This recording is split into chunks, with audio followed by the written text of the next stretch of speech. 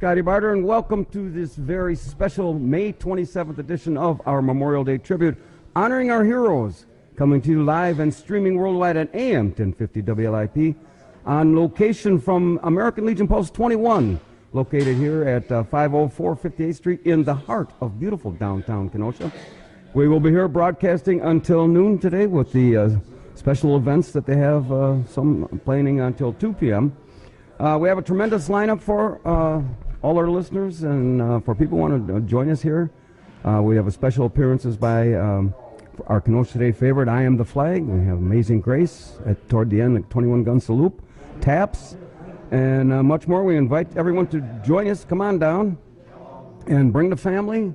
We have free donuts, and there's coffee and soda, and we're going to have some great interviews. And we're going to help us salute and pay tribute to all our veterans and their families for all the sacrifices that they have made to make the United States of America the greatest country on the planet. One programming note, we will be... Now what happened? Am I still going here? Okay.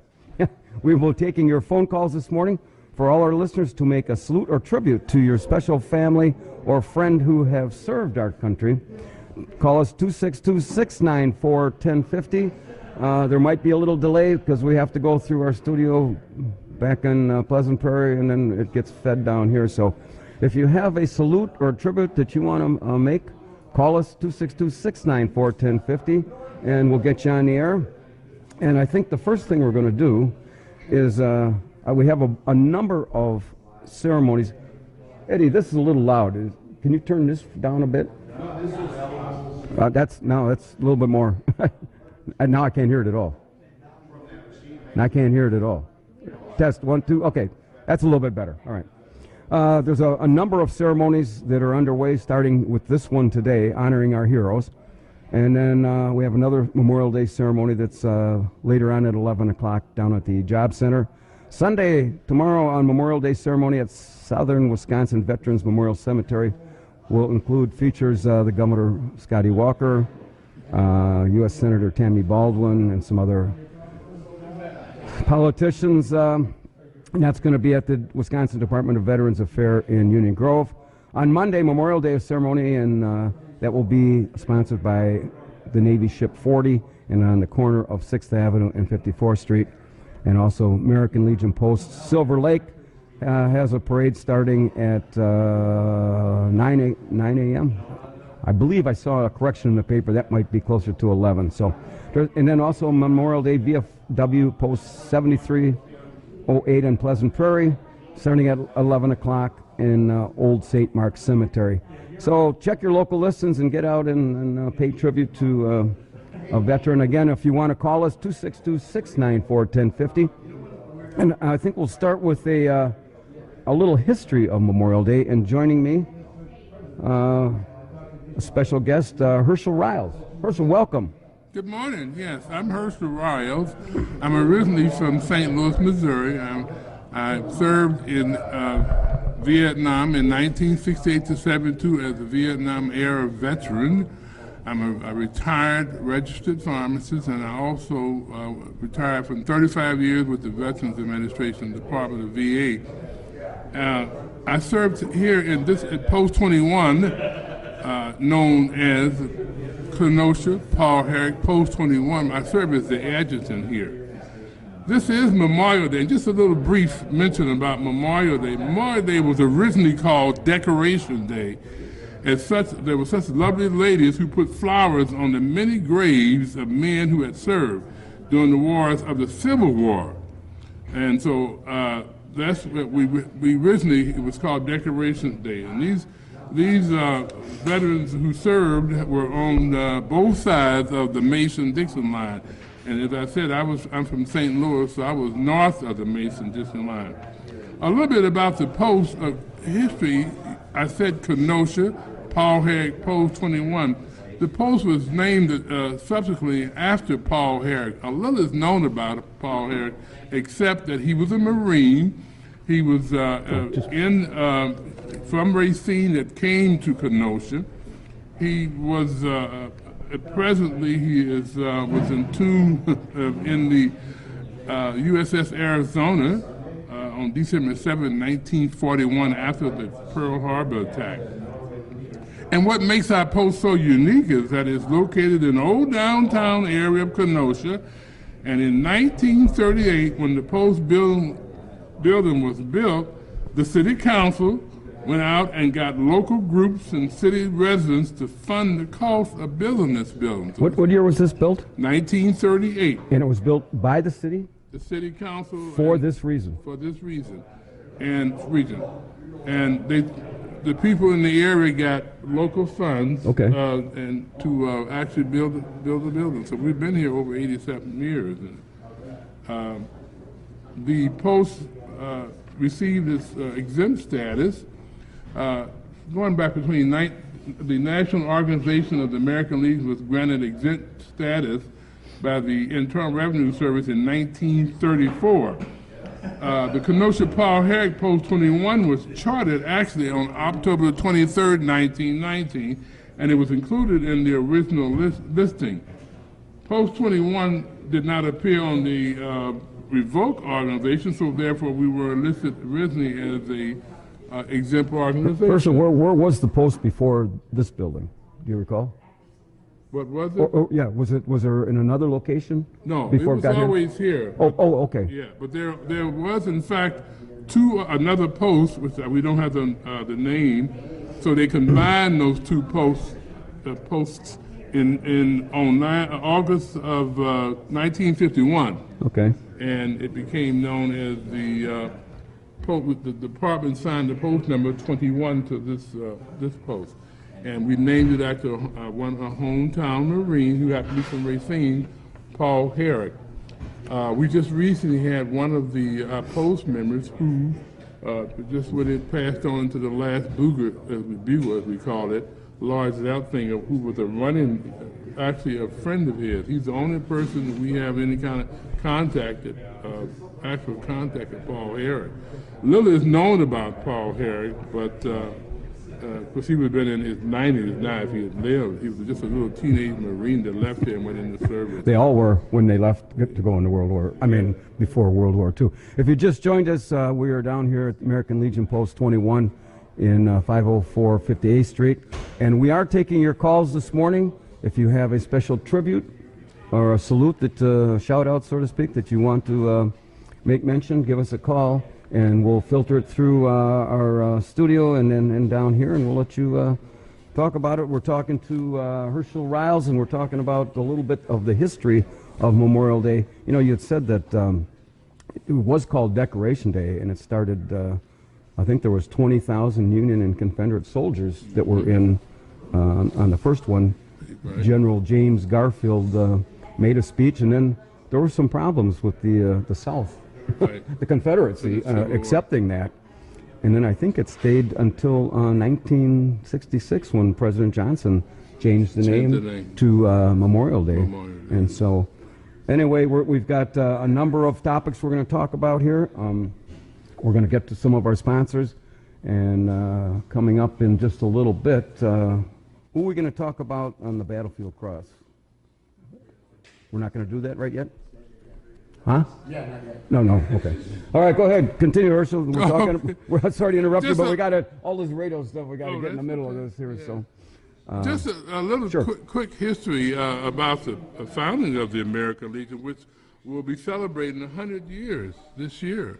But Teddy Roosevelt Jr. was the first national commander, but he actually wasn't a national commander. Teddy Roosevelt Jr. is often considered the founder of the American Legion. It was during the French expedition in Normandy. A bunch of military servicemen got together and wanted to have a fraternal brotherhood, and they decided to have the established American Legion. They had the first caucus actually in my hometown, where I mentioned, of 1990. But Theodore Roosevelt is often considered the founder, as I said. He rejected the description of one saying, no one man can claim to be the founder of the American Legion. And so at the formative caucus in St. Louis in 1919, as the organization was taking shape, he was nominated to serve as the Legion's national leadership, and he withdrew his name as veteran ordained, we want Teddy. We want Teddy. Oh, here we go again. He said, no, we don't want. He didn't want to be a member. He wanted to be.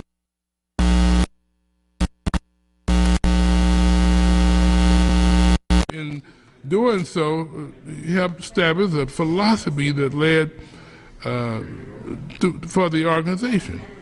He said, I wish to withdraw my name from nomination for a number of reasons. They didn't want him. The first is that I want the country at large to get the correct impression. We are gathered together for a very high purpose. I want every American through the length and the depth of this land to realize that there is not a man in this caucus who is seeking anything for himself personally, but that he is simply working for the good of the entire situation. That's why we always say in American, there's no rank among us. We can think about from Teddy Roosevelt Jr. You know, Herschel, going back to your situation coming out of St. Louis in '68, were you drafted like everybody else, or? Right, I was drafted in the Army. And no, I was lucky enough to talk to a recruiter. I was working for the Walgreens drugstore there, and he said, I can get you into the Air Force. Oh. So when I got to the Air Force in San Antonio, Texas, Lockton Air Force Base, on my first mail call, I got a letter from Lyndon Baines Johnson said, greetings. Right? Yeah. And that's why when I sent out my emails, I always put on it, greetings. You know, back in that day, if you signed up and enlisted, wasn't that, and you had to do that before you got your draft notice, right? And then, was it a 3-year?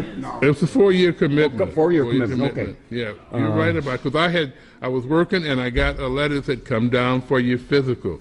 And in those days, when you came down for your physical, you know, right during the Tet Offensive, the first of the year, right. And Johnson had ordered those 175,000 troops in, so you knew you were going. There wasn't no question about it. And there was no lottery in those days. Fit. Yeah. No lottery. No, the draft wasn't over until 1975, 72, 75, I think it was. They had a lottery.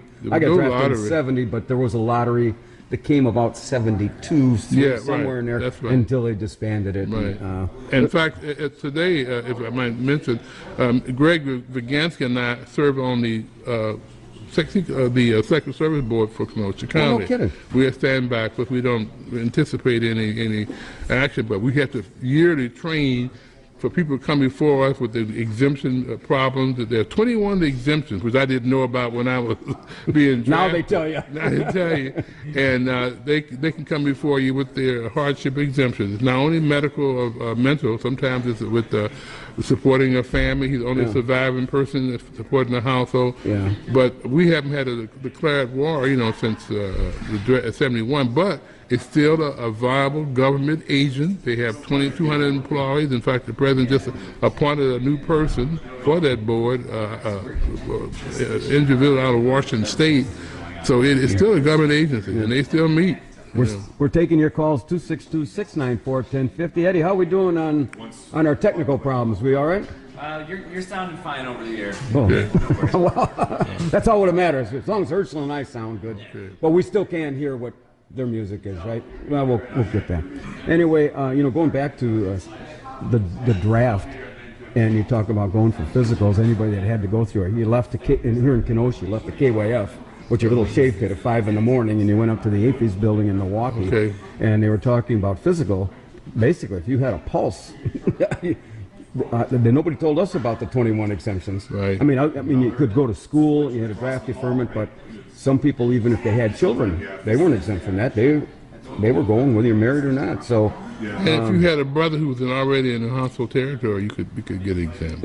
At that time, you could? At that time, yeah. But it wasn't always, You know what? I hate to say this, but those were terrible times. Oh, yeah. And in '68, after it seemed like the wheels were coming off the country after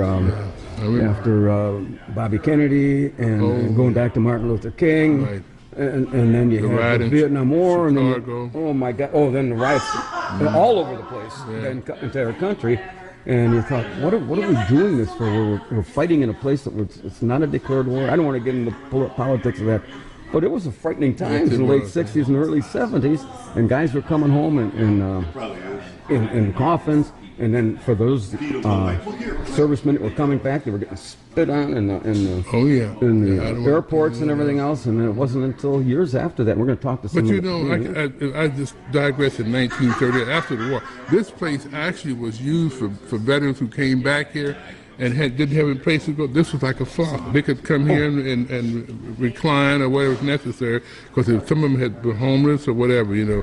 So that was the original premise for using this building right here in 1938 after World War II. You know, they came here and relaxed. Talk about homeless vets. I saw a statistic of the number of vets that are considered homeless. In fact, I think Rhonda Jenkins is going to talk about tiny houses. Yeah, those houses. And the percentage of vets that are homeless, even in this day and age, is startling. And you think, well, we got to have a better program to take care of our vets medically. And, you know, you talk about the 58,000 that died actually in Vietnam. 58,243, yeah. And then you got to calculate maybe the other 250 or so thousand came back. They were all goofed up on Agent Orange and never were quite right. And it's the same thing with people coming back from Iraq or wherever they're coming from. And they just what's the PS? What's the post syndrome? Yeah. Post-traumatic stress disorder. Yeah. But if I also can remember, the American Legion, I post right here. Yeah. We sponsor 7 young men every year under the Badger Bars program to go up to Ripon College and learn. They do a mock government. They learn about how to govern. They elect themselves governor and secretary of state, and they really understand that. We sponsor that every year. So that's one of the things that the governor who just mentioned, he was a former Badger boy, so he kind of likes the idea of us doing that.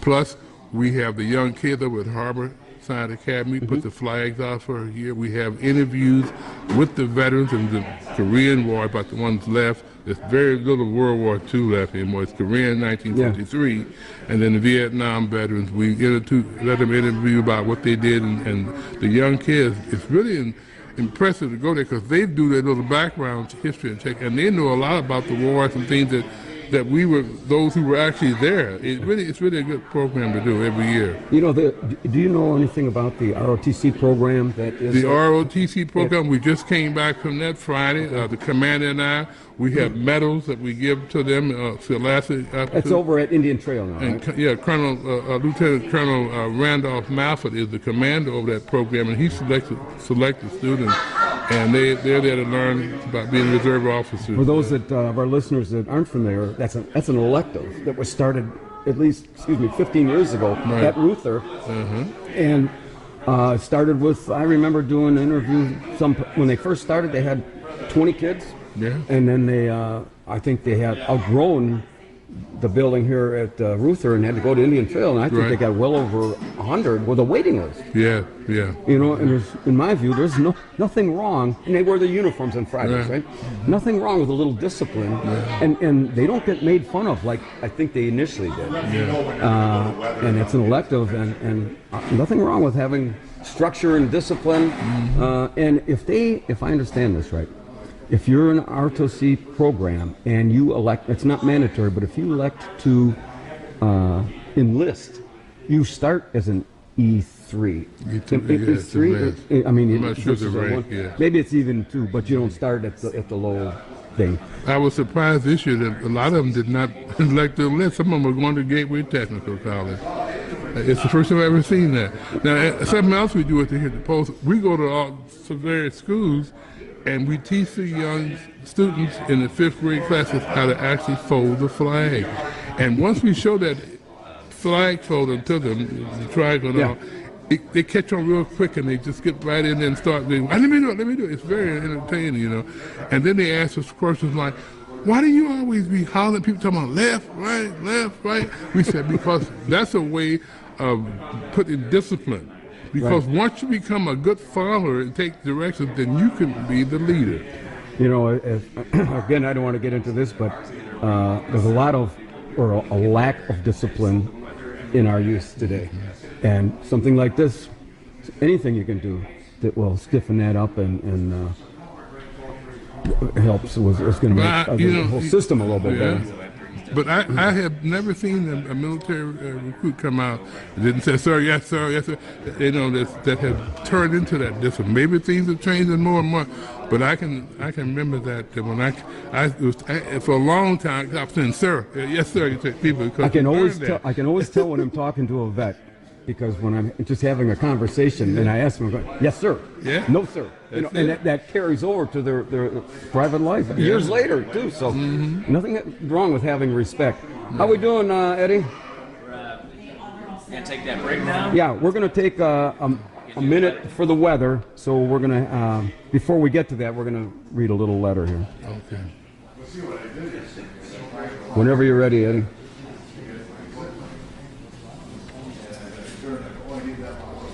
Dear Madam, I have been shown the files that you are the mother of 5 sons who have died gloriously on the field of battle.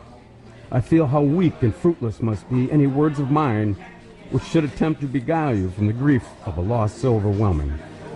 But I cannot refrain from tendering to you the consolation that may be found in the thanks of the Republic that they died to save. I pray that our Heavenly Father may relieve the anguish of your bereavement, and leave you only the cherished memory of the loved and lost, and the solemn pride that must be yours to have laid so costly a sacrifice upon the altar of freedom. Signed, Abraham Lincoln. Again, to our special May 27th Memorial Day celebration honoring our heroes here on AM 1050 WIP, coming to you live this morning from American Legion Post 21, located at 504 58th Street here in the heart of historic downtown. We're going to be here until noon today with the event, and we have some free lunches. Not free lunches, sorry, Woody.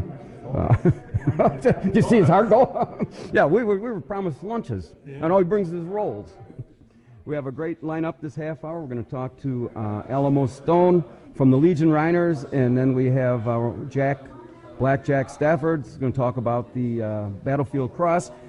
And we're taking your phone calls if you wish to pay tribute or salute to a family or friend that have served our country. 262-694-1050. First, I got to read a couple sponsors here. A big thank you to the Boathouse Pub and Eatery, 4917 7th Avenue, the Legion Riders, Alamo Stone. Big hand for Alamo.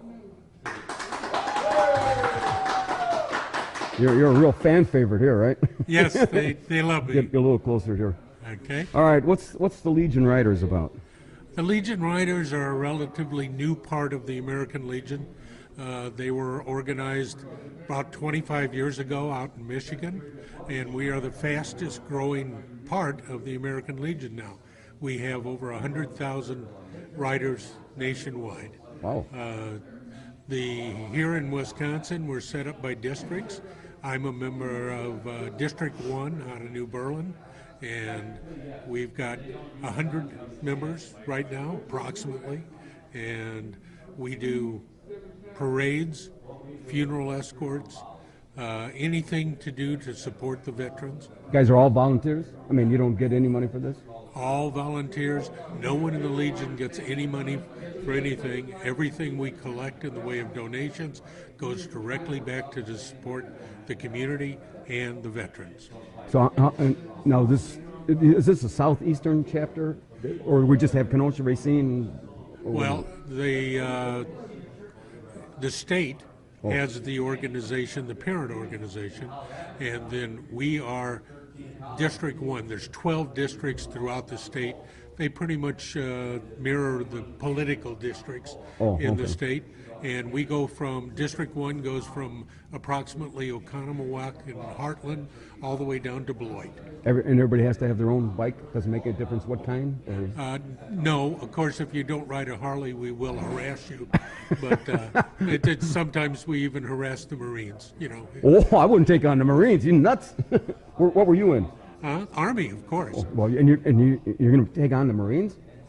Yeah. Did you get your head bumped or something? No, they're used to abuse. If you don't abuse them, they don't think you love them. So, how many? What's the next event that you guys got? You got doing something this weekend? Oh yeah. Well, we've already done something. We were yesterday. We led with flags the motorcycle ride into the Captain Sargent memorial that was dedicated over at the airport, and we're doing this today. And tomorrow we have a number of our people are helping with parking at the VA cemetery in Union Grove for their ceremony.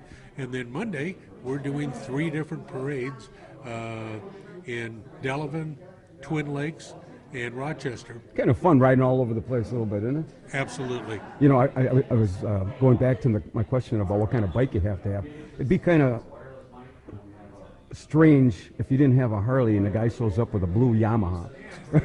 Well, I'd make fun of him too, right?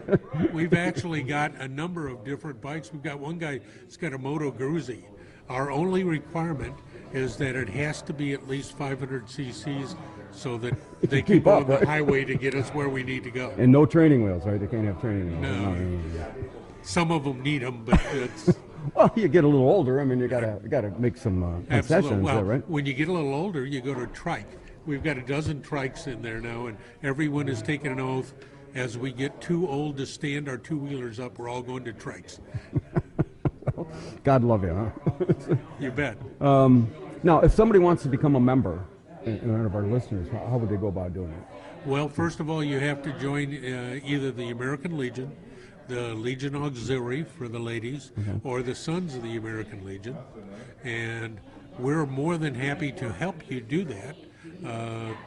You can contact me at 262-785-5576, and I'll put you in contact with the person that you need to take care of to get you into our unit.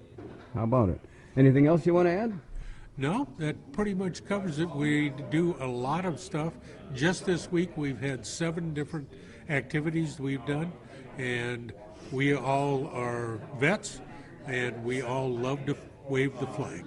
Do you find that in this day and age, people attending Memorial Day or veteran ceremonies has increased or decreased, do you think? Well, it continues to increase from where I'm a Vietnam era kind of guy, and we got an enormous amount of abuse, as I'm sure you know. Yeah. When I was in the service in the late 60s and early 70s, and these days with since 9/11, it is the support for the troops. We've the Vietnam era have taken an oath that no one will ever be treated like we were, and we do our best to see that that's the case. Yeah, I think you touched on it. I think after 9/11, up until 9/11, we'll get there when we get there, but that brought the country, unfortunately, although 3,000 people got killed, but that brought the country a little more together.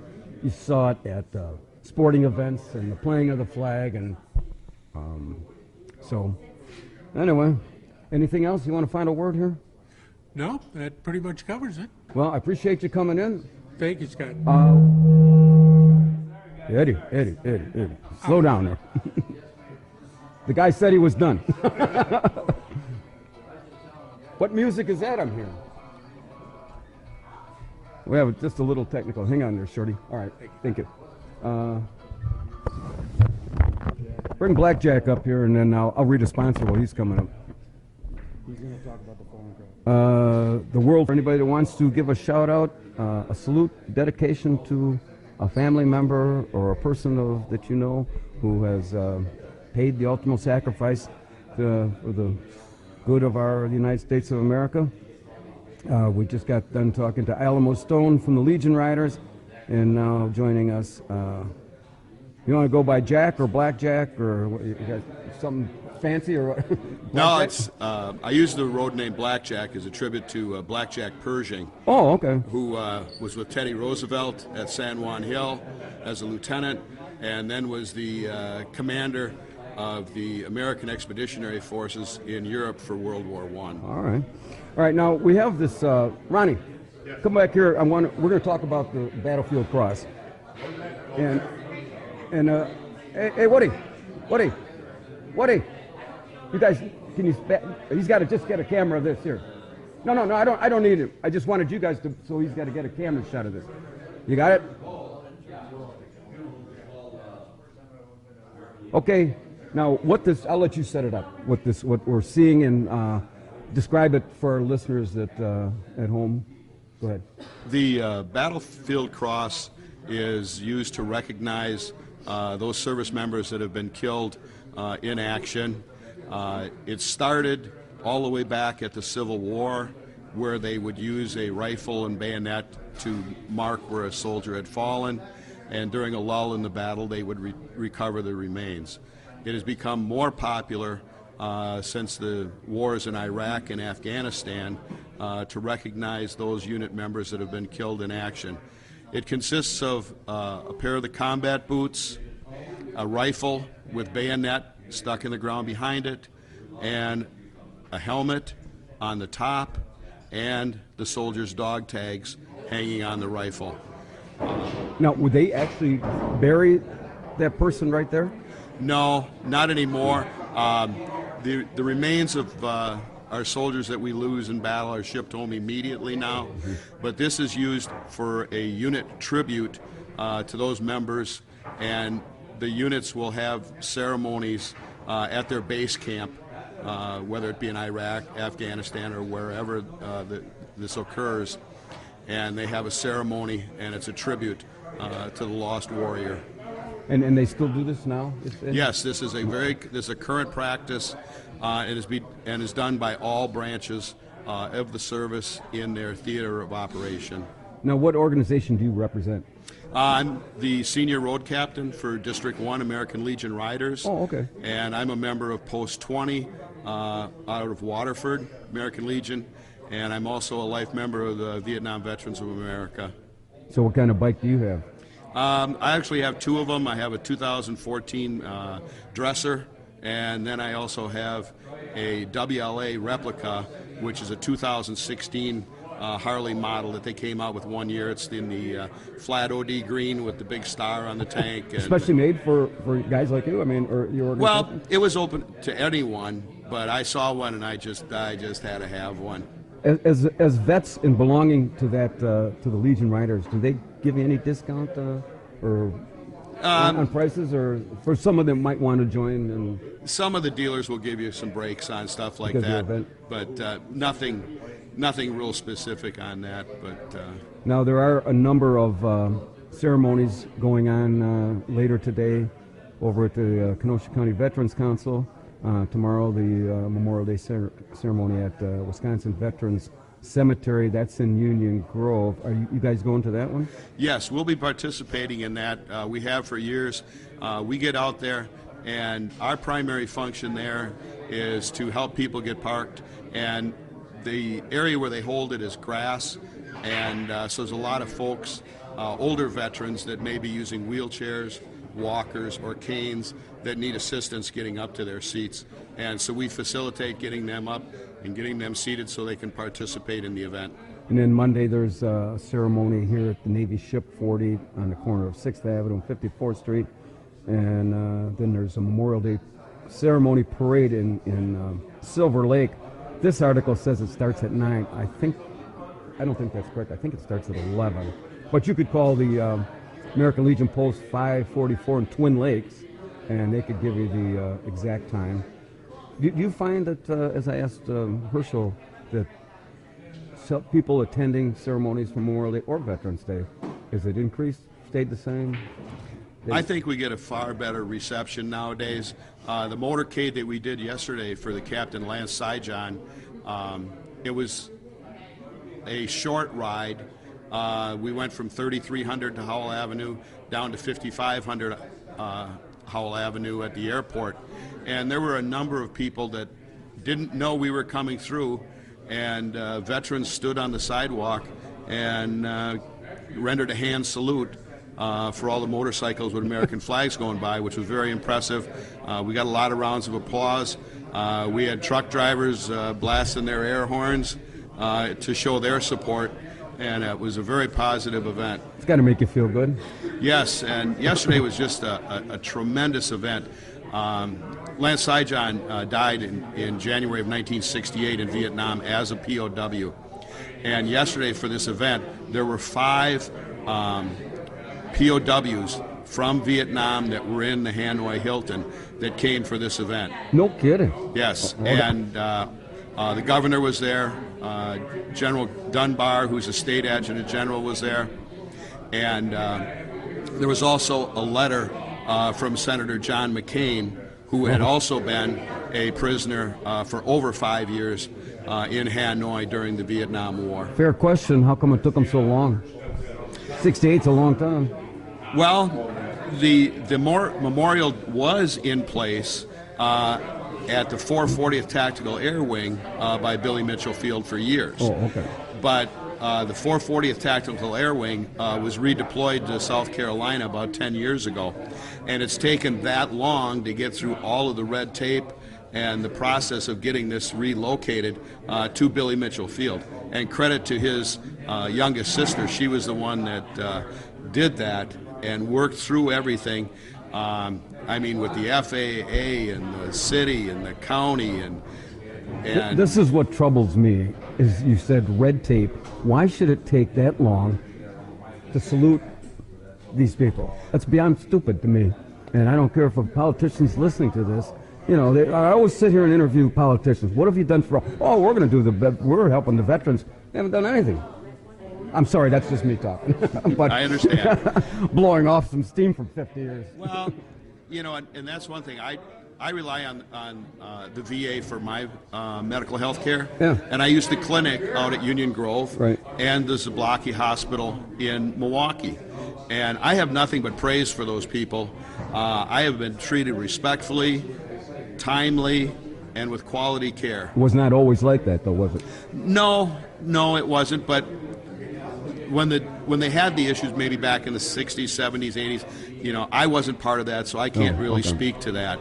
I was on active duty that time, and we had, you know, good quality care at the military bases.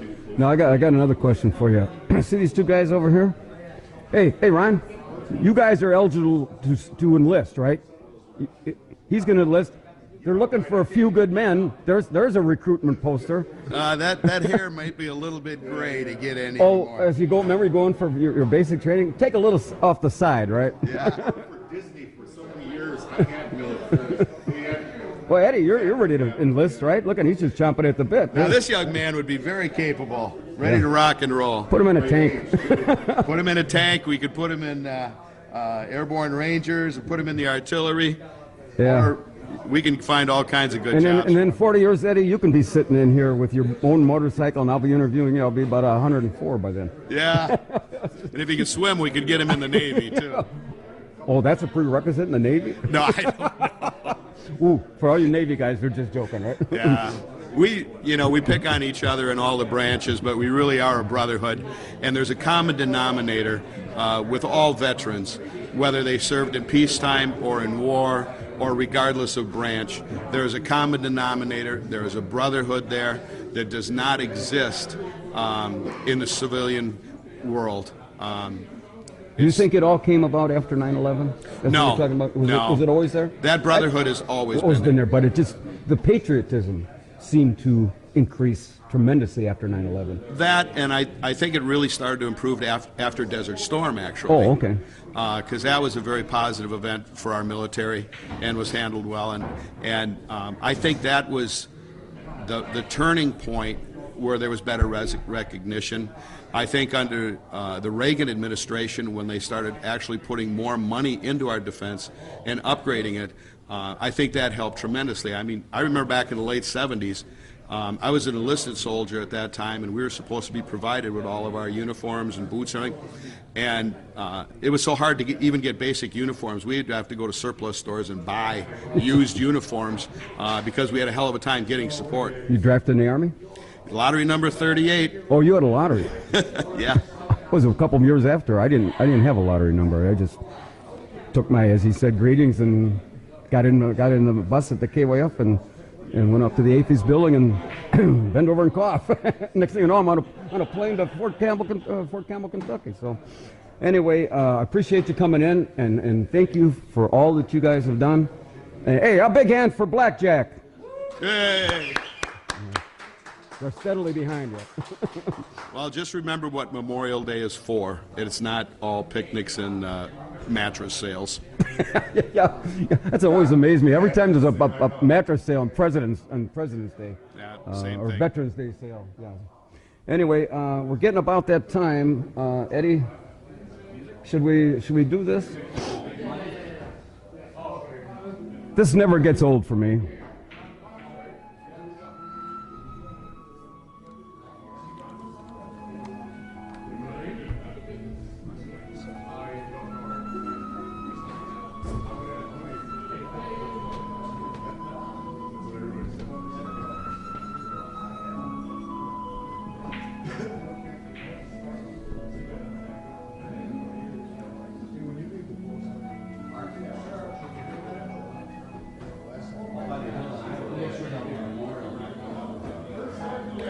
I am the flag of the United States of America.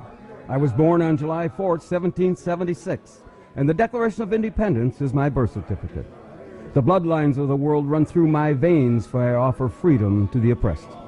I stand for many things to many people. I am the nation. I have fought in every battle of every war for more than 200 years. Gettysburg, Anzio, Normandy, Guam, Iwo Jima, Korea, Saigon, Grenada, Beirut, Panama, in the Persian Gulf, and a score of places long forgotten by all those who were there with me. I was there. I led my soldiers, Marines, sailors, and airmen. I followed them. I watched over them, for they loved me. When freedom called, I answered and stayed until it was over. I left my heroic dead in Flanders fields, in the oceans of the Pacific and Atlantic, in the steaming jungles of Vietnam, the waters of the Persian Gulf, and the sands of Desert Storm and Iraqi freedom. I was conceived in freedom, and God willing, in freedom I will spend the rest of my days. May I possess always the integrity, the courage, and the strength to keep myself unshackled, to remain the citadel of freedom and the beacon of strength to the rest of the world. This is my goal, my hope, and my prayer. I have been soiled, burned, torn, and trampled on in the streets of countries I have helped set free, and sadly, even by my own country, and by those whom I have given the freedom to express their rights. It hurts, but I shall overcome because I am strong. I have slipped the bonds of earth, and from my vantage point on the moon, I stand watch over the uncharted new frontiers of space. I have been a silent witness to all of America's finest hours. But my finest hour comes when I am torn into strips to be used as bandages for my wounded comrades on the field of battle. When I fly half-staff to honor my soldiers and lie in the trembling arms of a grieving mother at the gravesite of her fallen son or daughter. I am proud, I am free, and I am brave. My name is Old Glory, and long may I wave. Dear God, long may I wave.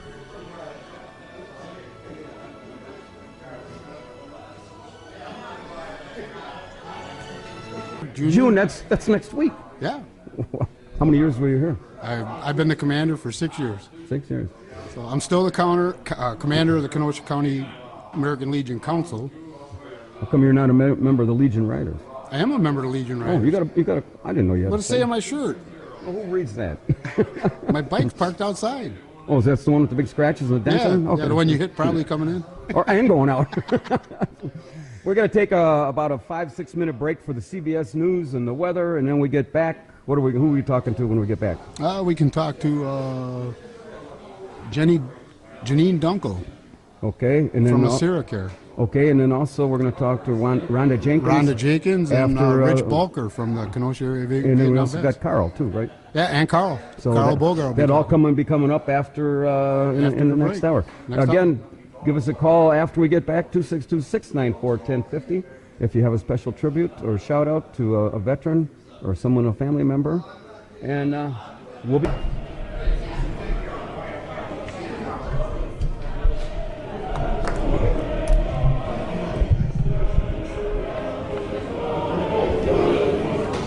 We are back. I will play this.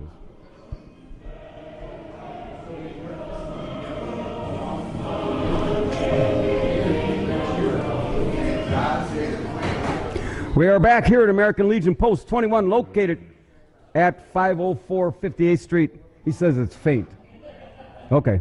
Here at the heart of historic downtown Kenosha, this is Scotty Barter, and if you just tuned in here, we are here this morning live on AM 1050 WLIP, bringing you the May 27th Oh, Wayne, come on.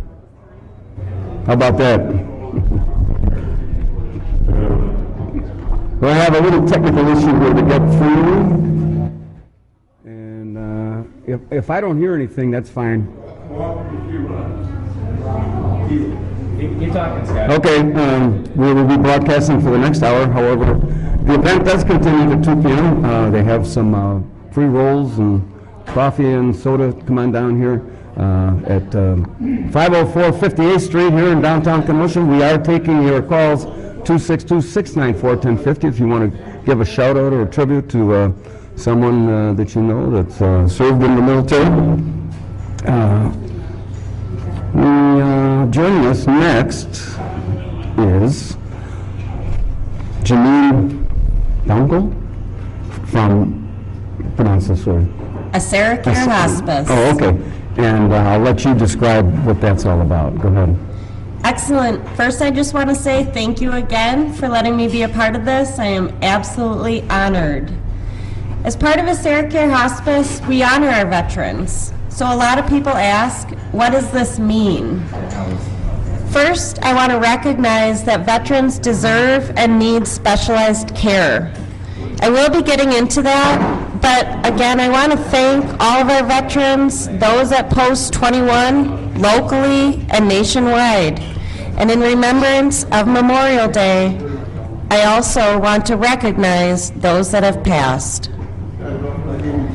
Last year, Post 21 invited me to be part of the celebration of veterans.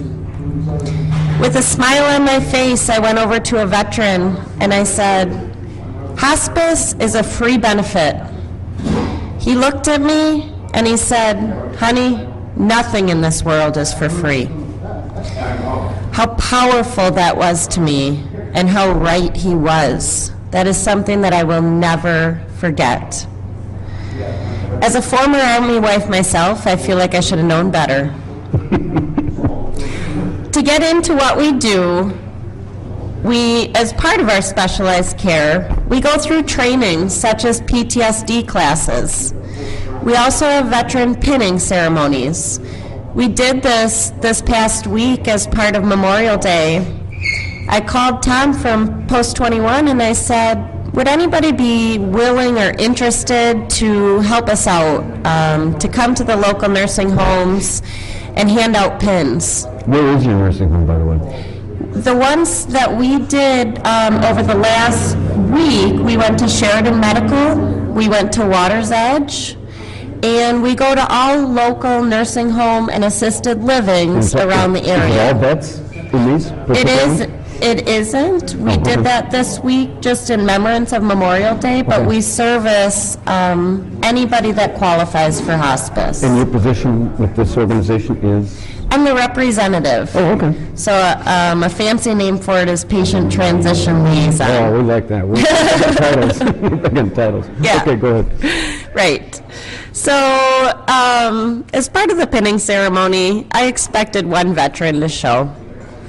3 of them showed in uniform, smiles on their face, happy to help out. Other things we do, we contract with VA hospitals. Okay. Also with hospice, with hospice we cover many services. So if you're signed up, if you qualify for hospice, you get your oxygen covered, your bed chairs, your bath chairs, hospital beds, commodes, walkers, mattresses, truly anything you can think of. I tell people, before you go out and buy anything, ask us, and we more than likely can order it for you and provide it to you. Is this a federally funded program, or is this privately? It's through Medicare. Okay. So it is a Medicare benefit. So it is something that you have paid into through throughout your life. Sure, and you're entitled to it, so. You are entitled to it, so, please use it type of thing. Approximately, if you know, how many veterans are involved in this? At least just the one, we'll just say it. Right now in service, we probably have 20 plus veterans. We take them often from the Milwaukee Veteran Hospital, and we know that their goal is to be able to go home. So we get them to be able to go home, to die in their homes with their loved ones around, and we do whatever we can to get them there. How long has this program been in existence? I guess I've never heard of it, to be honest with you. Sure. That doesn't mean, and if I haven't heard of it, maybe I'm sure many of our listeners haven't either. Sure. So. 30 plus years. That's all? Or more. Oh, okay. Or more, honestly. It was over the past probably 10 years that we started the We Honor Veterans program and worked our way to a level 4 status, so we were able to provide these services. Okay. We're one of the only hospices in the area that are a level 4, so we're one of the only ones that are able to provide these services. Do you have the waiting list for people that want to get in here? I go around and find them. Oh, okay. Well, for those that are listening and have a need for this, because I'm looking at this list from oxygen, showers, hospital beds, and sidewalls, and just about every item that you could think of, and then for cancer, end-stage liver diseases, and I would think that there would be a bigger demand in a waiting list. Maybe they just don't know about it. I don't know. I think that's what it is. I do. I think the awareness needs to be out there a little bit more. And why don't you, for people that are interested and want to make application, they can have to make application, right? Definitely. Why don't you tell them where you can, who to call and when to call and the number? Go to, if you want to go on our website, it's www.aseracare.com. ASERACARE is ASERACARE.com. We're located in New Berlin, Wisconsin. Our phone number is 262-785-1356. And anybody that you would get on the phone would be happy to assist you. Now, would the patient have to go to New Berlin? Or could they? Absolutely not. No, As part of my position, I drive to them. Oh, okay. I will drive just about anywhere. Okay. I've driven even to Illinois. Oh, jeez, we have a great Illinois audience. Everywhere. Oh, they're wonderful people down there in Illinois. But anyway, I appreciate you coming in, Janine, and I know you're on your way to camping. And the rain, I can't help that. Don't worry about these Seabill Spreller guys, right, man? They all talk. They don't know. They're never right. If you want a good weather forecast, how about this? From Kenosha today, it'll be 85 degrees, southerly west winds, bright sunshine. Listen to us. If we don't like it, but we do that in January, too. Anyway, thank you very much for coming in. Thank you. Have a good luck, and anybody, again, the number is 262-785-1356, and give them a call, and they'll get you on the right path. Okay, coming up next is Rich Balker, representing the Vietnam vets, and when he's doing that, I will read some sponsors here. Here's Mr. Representative from the Vietnam vets. Please welcome Rich Balker. Rich, welcome. You're going to have to put those on so you can hear what we're doing. And the Vietnam vets have been around, get just a little closer, that's closer. For how long? We came into existence in 1985. It's quite a span from when the Vietnam War was officially over. Turn it down. Hey, where's Eddie? Actually, you don't, if you can. If it's too loud, don't worry about it. Yeah. Just take them off if it's too loud. Can you hear me? Yeah. Okay, all right. So from, there was a span there, and there was also the span between, when was the wall built in Washington? That wasn't until the 80s either, was it? Could have been late 80s. Late 80s, again, it always was disturbing to me, and we're all about the same age, of why it took them that long. And it certainly wasn't the funding, because if you wanted funding, I think the wall was built for only $400,000 and $500,000. Yeah, it was all privately funded too. Yeah. There was no government. The parks was owned by the government. They gave them the land to do it, but then it was all privately funded that built the wall. That's shameful, in my view. But anyway, so after about that, then you got organized just in local, in the city, Kenosha County, or? Yeah, we consider ourselves CAV, Kenosha Area Vietnam Vets, okay. where we can pick anybody else we want up through different counties around Kenosha. So we're in our area of Kenosha. And how many members, roughly? Probably right now we have about 140 paper members. Okay. And you guys perform functions at funerals, and what about? Yeah, we do military veterans funerals. So if a person's pre-planning their funeral and they want to have you guys do the honor guard, right? Correct. They can set that up through their funeral director? They set that up with the funeral director. Funeral director gets a hold of, now it's out at Union Grove. They're the main headquarters for doing military funerals. They contact them, and then if it's in this area where we're at, they call us and we do them. So you then, you have a group of how many? You said to choose We have from? 9 right now on our honor guard. We're looking for more younger people to get into doing our funerals with us, because we're all getting into our 70s. And Wish you wouldn't have said that. But you never was. It's getting tough. You know, I remember doing them when we first started in 1985. We were doing them with the veterans group, the VFW, the American Legion. We were like only 35 years old, and we started taking over for them as they got old enough they couldn't do it no more. Now we're at that point where we do about 130 funerals a year. Wow. Well, you're going to have to get, obviously, some new blood, and a lot of the younger guys probably aren't aware that they could... Yeah, well, we try and go through all the veterans group, the Legion, the VFW and all, and trying to get some of these Afghan and Iraqi vets to come and to join us in it. They just, some are on day shift and they can't... Well, that's the other problem. They're all still working, and right. You can't take off of work although it would be great to do a volunteer thing. Well, maybe we could talk to some politicians and say, well, if you come out and volunteer your time to a funeral, your employer has to cover you for a couple hours. Well, back in the days when they had the reserves in the National Guard, I believe there was a law that your employer had to make up the difference between the National Guard pay and what you were getting. If they were in the National Guard, they could stop the guy from going to the National Guard, and usually some of the employers would honor them and let them go and pay their wages for going too. Yeah. We're talking about a number of events coming up. Other than this one, there's one coming up a little later this morning at the Kenosha Job Center, and then tomorrow there's one out at the Veterans Affairs. Are you folks going to be out there in Union Grove? No, we're just here today. Tomorrow we got another funeral, and then Monday is our big day where we do the Legion stuff at Green Ridge, and then we do our thing at noon at Library Park. Okay. And then we go to the VFW. We do the Roy is a member of our group. He does the retiring of the flags, where they burn them the proper procedure. So we're out there and we do that. Explain that, because I've read some articles where people don't understand how to dispose properly of a flag.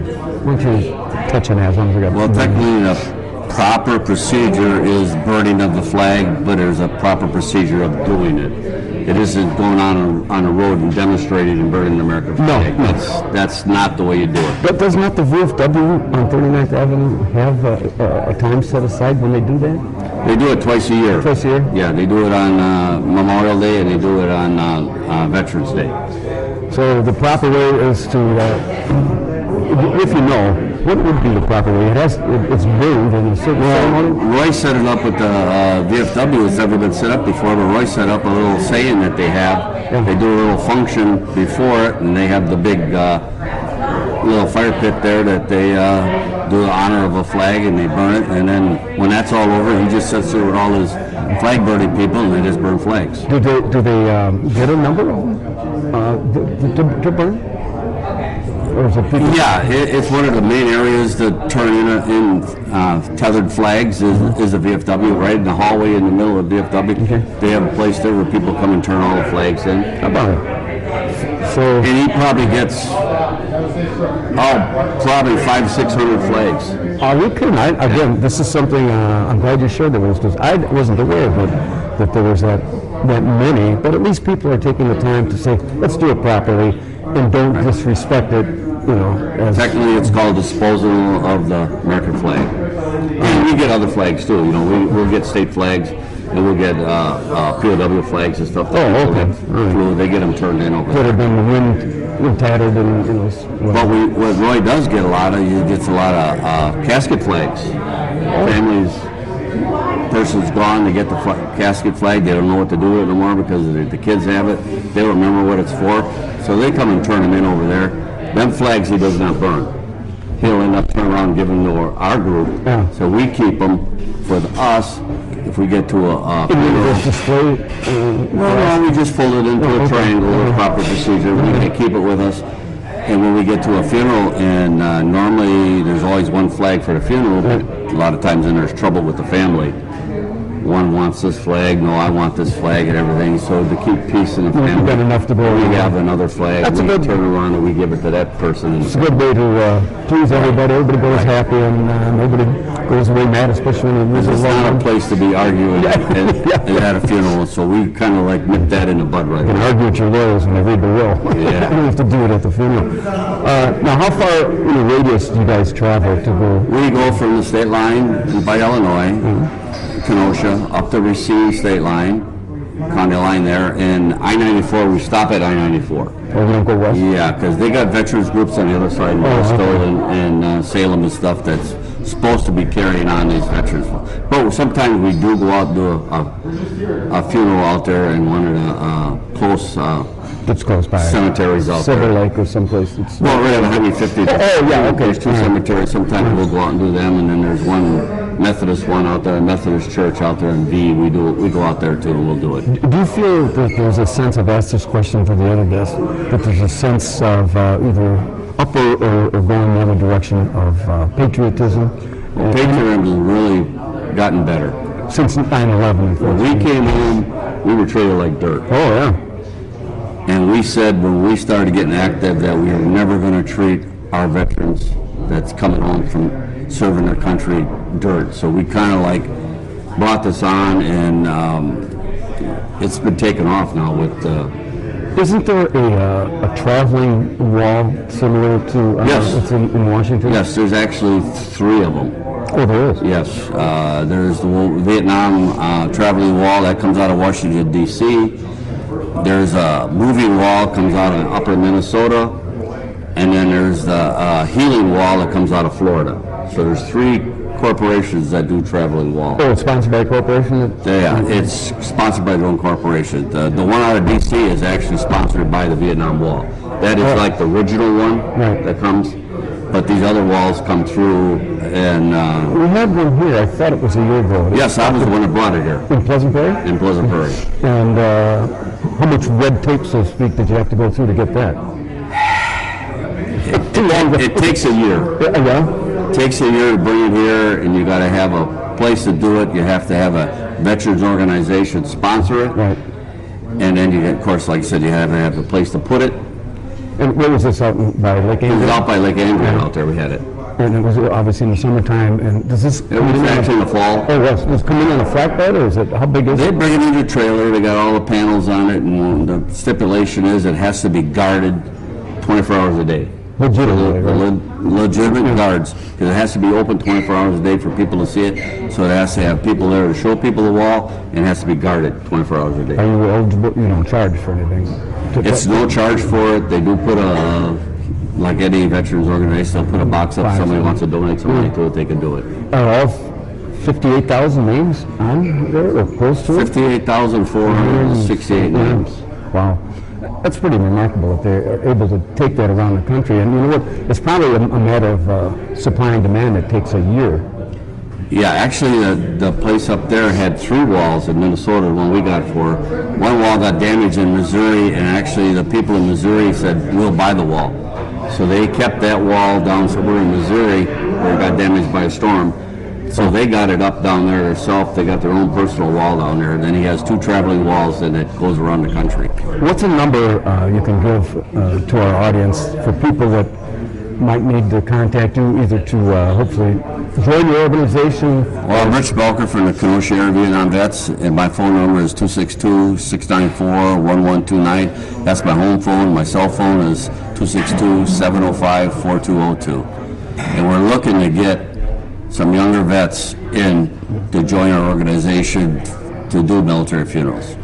You know, and maybe we can work out something. Like I said, I can, right off the top of my head, I thought, well, maybe you can't get off of work, but maybe you can go to your employer and say, look, I'm doing this funeral for a military vet, for a veteran, you know, give me some time off. It kind of turns the people off. They hear that we do 120 of them a year. It kind of turns them all off. We said, you can't gonna make every one of them, but we just don't want to spend $800 on a uniform for you, and then you don't show up.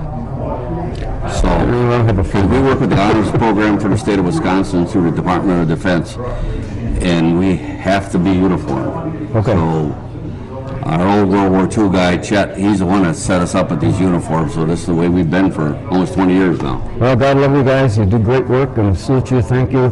We have to take a last break, right, Eddie? That's right. 1 minute for the weather, and if the weather says it's going to be raining tomorrow, don't listen to them. Listen to me when I get back. Well, thanks, Scott. All right, thank you. Appreciate it. All right, Walter. There. You got no other gig. You got a few copies of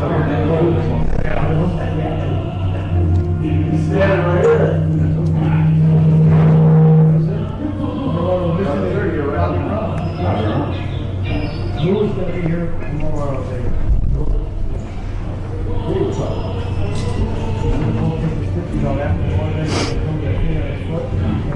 We are back and heading down the home stretch here live this morning from American Legion Post 504 58th Street here in Kenosha, bringing you our special Memorial Day celebration on AM 1050 WIP. I'm Scotty Barter, and the event will continue to 2 p.m. We invite everyone to come on down and help salute our veterans and their families.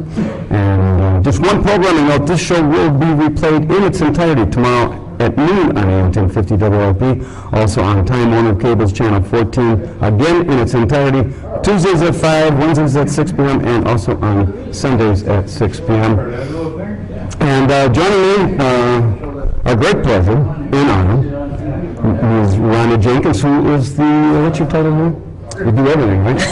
I was here by now before, and you're doing everything. I'm on the executive board here, and I just got elected as the finance officer, which will be official the 20th of So that's what I got the 3 roles already, right? Good move on your part. Okay, you got some things you want to discuss here?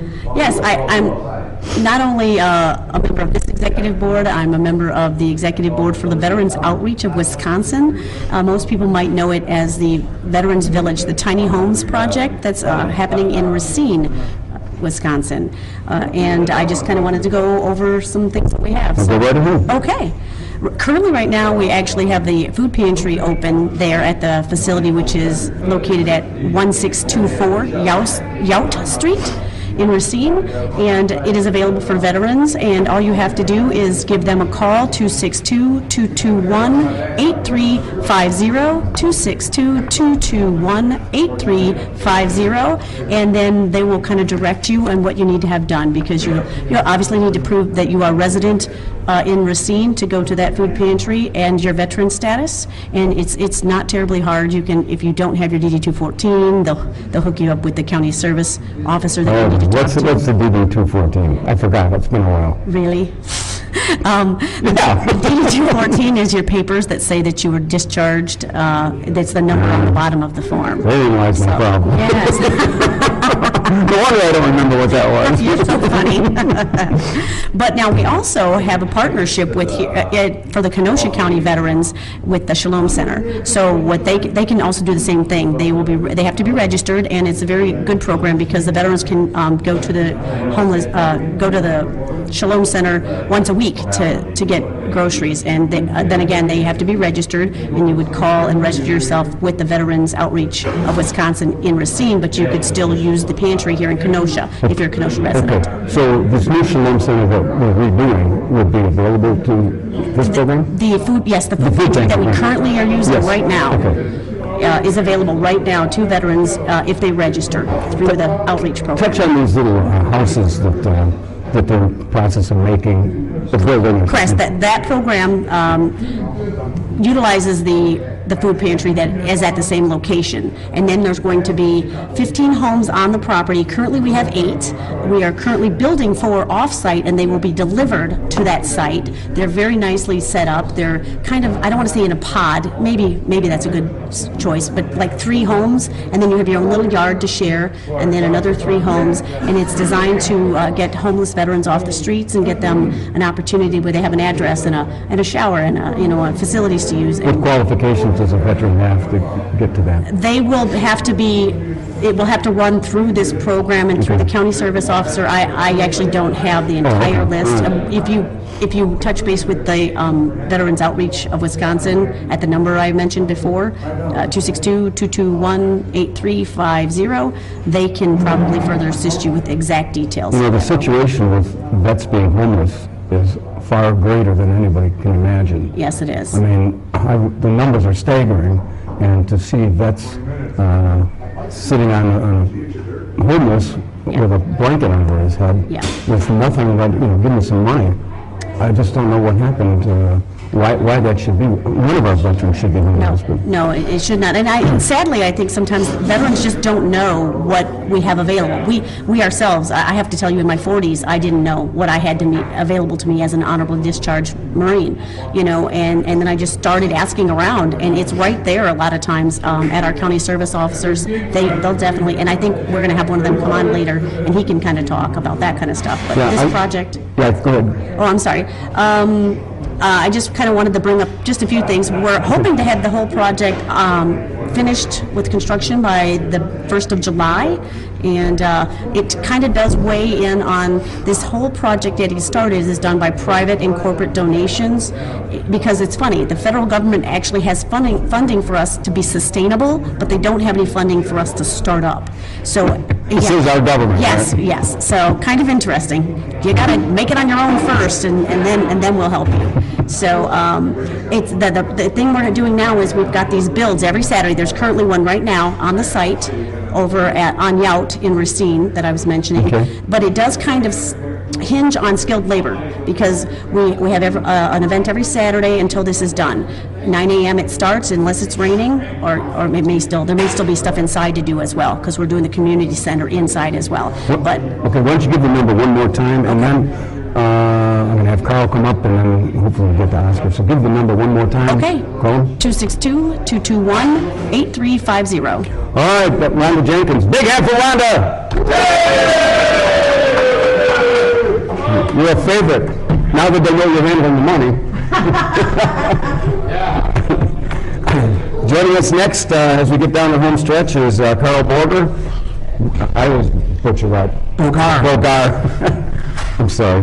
Next time you pronounce it. I haven't pronounced it. I got Carl, right? Yep. Okay, and your function, Carl? Well, currently I'm the incoming commander of the post, but I'm here to share some of our exhibits and events that are coming up. I'd like to invite people listening to come out to Greenridge Cemetery on Monday from 10 o'clock for a Memorial Day Remembrance Program. After that, on June 10th, at the Kenosha Civil War Museum, we're doing a salute to freedom, and we will be providing, I'm also the owner of Historic Military Impressions, where we honor the past by educating the future. We'll be doing an exhibit from the Inland Wars to the Great War. And then June 11th, back here at the Post, I invite the general public, if they want to come out and see how American flags are retired at noon, and how the ceremony in which we actually retire and burn the American flags in accordance with law. Okay, yeah, we were talking about that with Rich, I don't know if his name escapes me, about retiring American flags and how they do it, but what's a number that if somebody wants to bring it here? The number for the Post? Yeah. I don't know. I never called the Post. Well, look it up. It's online. Yep, so, we're online. We have a Facebook page. Either that or the VFW, or a lot of people brings flags into the store. They'll drop off. I'll get them to... Hey, Woody, what's the phone number here?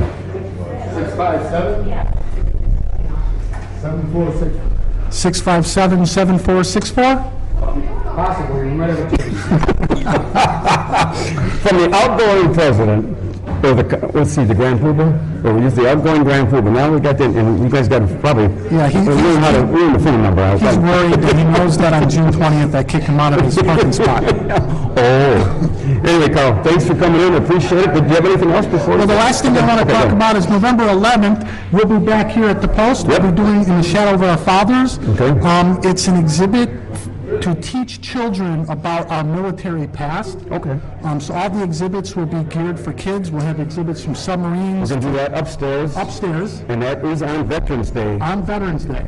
This coming November 11th. And then afterwards, we'll have a veteran stew that's open to the public, and everything is free. Yeah, I just got the correct number here if you want to have any questions about Post 21, 657-7464. Carl, where's Oscar? I got a couple minutes left for him. Carl, thanks. All right, as we get down to the last couple minutes here, and then we're going to have a little Amazing Grace, 21 gun salute, and then playing of the taps. And joining me next is Oscar Rodriguez. Where's Oscar? Put the things on there. And Oscar, you're going to have to tell me what your title is. You're filling in for Ollie, right? Yep. Oh, okay, you're just right about there. All right, go ahead, Oscar. How's it going? Oh, very fine, thank you. All right, my name is Oscar Rodriguez with the Kenosha County Veterans Office. I'm a Veterans Benefits Specialist with the county. And so anybody, veterans that are listening, and they have anything, any need for their files or anything, they can come see you? They can come into our office. We'll help. Typically, we help veterans and family members apply for veterans benefits such as healthcare benefits, VA disability benefits. If it's a surviving spouse, we also help them survive. Okay. All right, we got him. We also provide services to surviving spouse and to dependents.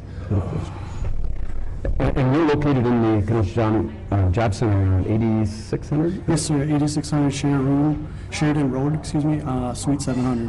And you are, in fact, if you come in the north side, it's the first office right there. To the right, yes. Are you in the military? Yes, sir. I can tell. I was interviewing someone. I could always tell the military guys, they're sponsored. Yes, sir. Were you in the Navy? No, sir. Ollie was. Yes, he was.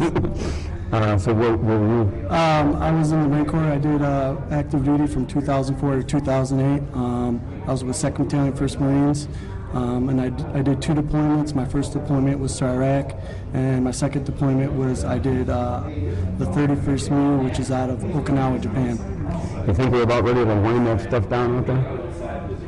I'm sorry. You think you should be winding all of that stuff down over there and bringing everybody home? That's probably not a fair question, but you've been there. Time to come home. I mean, that's a political question. I suppose we vote on it. I mean, I just think it's, in my personal view, it's not worth one more American life anywhere in the world. But unfortunately, then we have incidents like we had in England, Manchester, and we still have ISIS, and we're still going to have that whole crowd there to deal with. So I suppose we're going to have boots on the ground someplace. So go ahead. But yeah, I think today's a good day to. I'd like to say that today's a day to remember all the past and present that have paid the ultimate sacrifice for our country, and hopefully everybody can take a minute out of their day and think about that. Well, we hope we take a few more one last time. Take a couple minutes out of their day. In fact, there's a ceremony going on right now at your home field and the at the job center. Yep. And then there's a number of ceremonies tomorrow out at Wisconsin by the Department of Veterans Affairs out in Union Grove. Yes, sir. And then Monday we have Navy Ship 40 again here in downtown Kenosha at 9. And then there's a Memorial Day parade at American Legion Post in Silver Lake. And then there's ones in Twin Lakes. And then the Kenosha area Vietnam Vets, which just pointed out, we're having a program tomorrow noon in Library Park. And you know what? Take a couple minutes and go.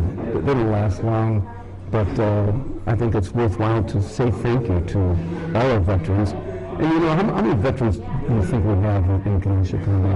I would say there's about 12,000 veterans. 12,000 out of a community of, let's say, 125,000.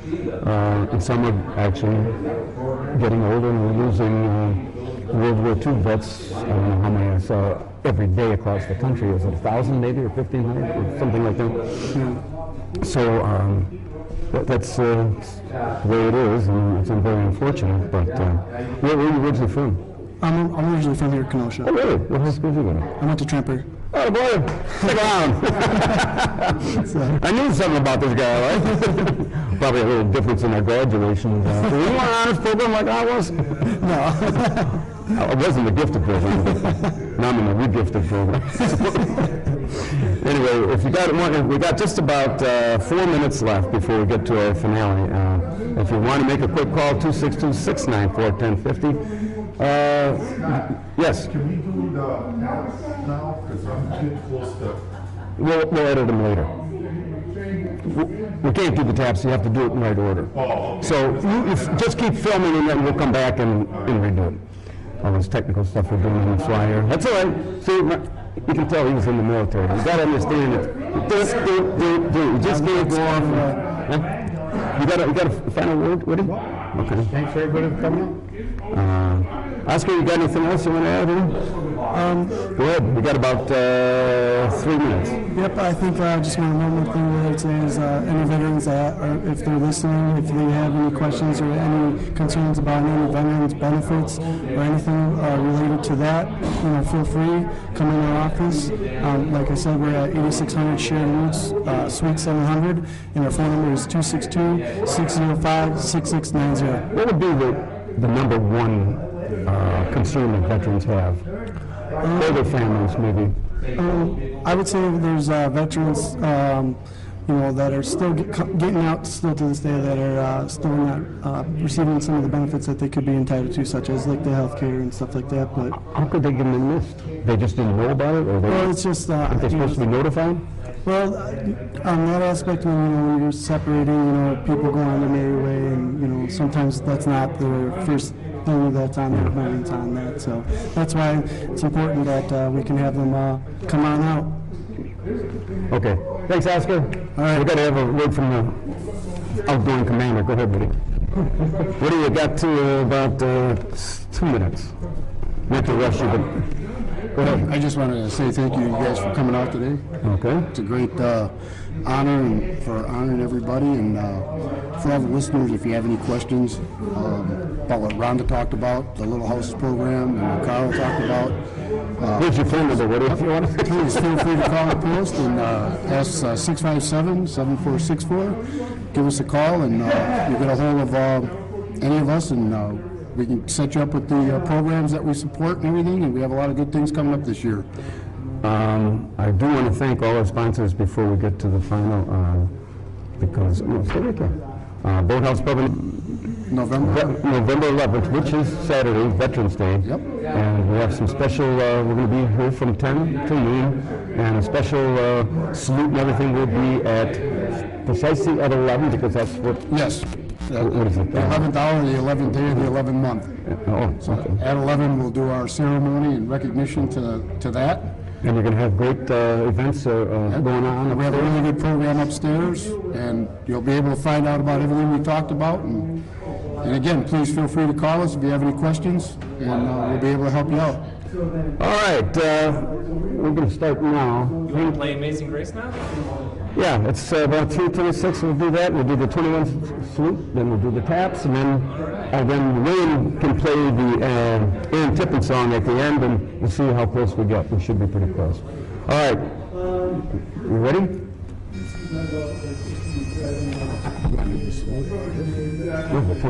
Yeah. Turn this up here.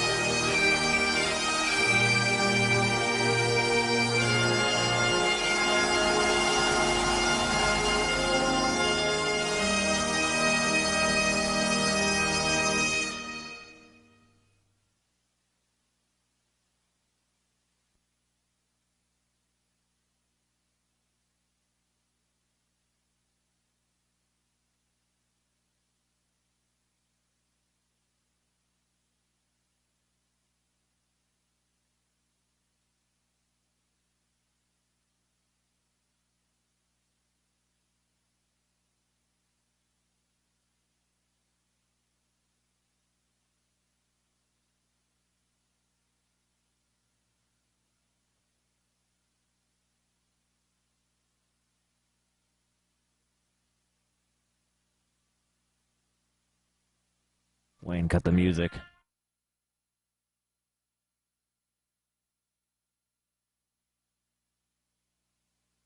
Wayne, cut that music.